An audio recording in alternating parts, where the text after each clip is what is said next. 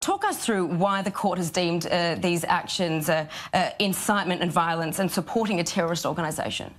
First, it's the quotes that you said. It's of course one of the main reasons, but it's not only the quote. It was on a Facebook page with a picture of a woman holding a knife who was involved in terror, and the quote, "I'm going to be the next Shaheed. I'm going to be the next one," and you have to remember, of course, the context.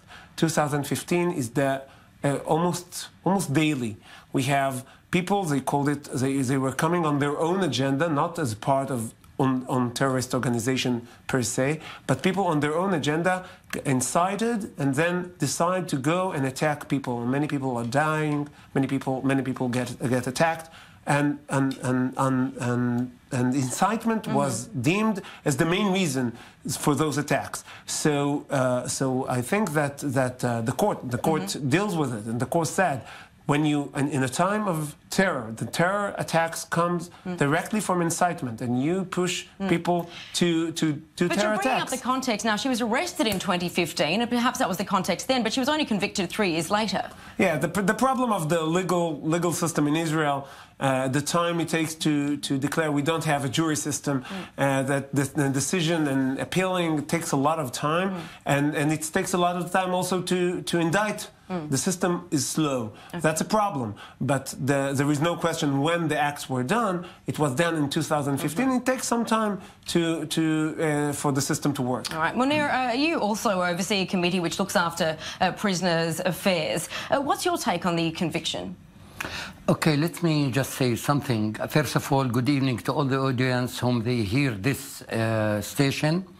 First of all the people in the world knows that there is the Geneva Agreements.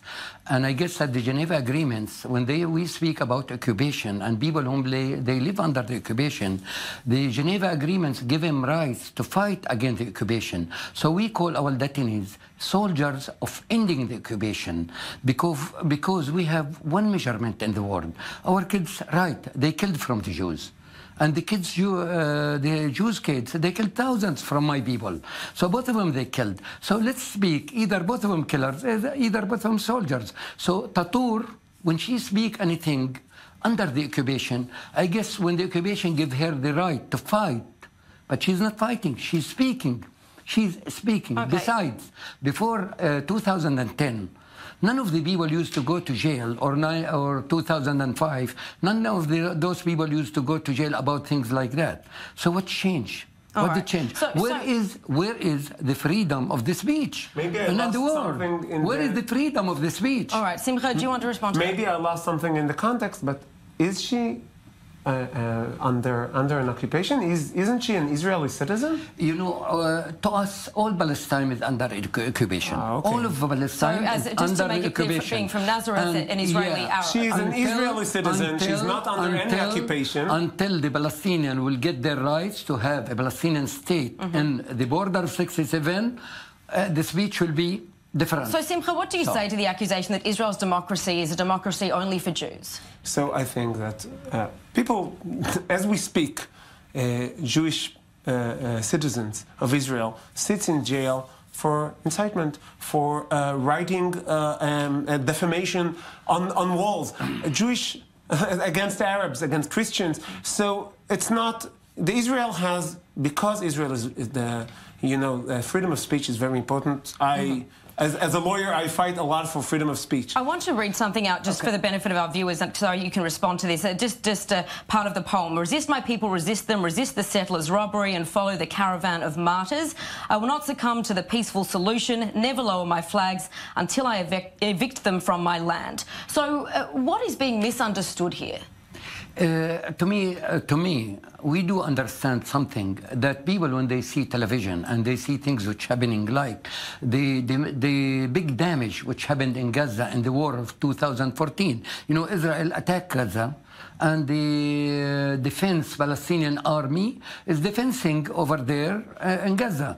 So at this point, when the kids and the people see things like that, they have a feeling, and they feel that they have right you know, for their speech, freedom for their speech, to speech anything that they feel it. So this is the big problem for us, how to educate our kids. When they see this killing, this damage, the things like that, you know, it's a big problem really that the Jews, they don't understand in Israel that. The most important thing to me and to Mr. Simcha, let me ask him the question, what you have done if you are against the killing or against the blood? We know all of us, when Mr. Yasser Arafat, the martyr, Mr. Yasser Arafat, came in here, he came unarmed.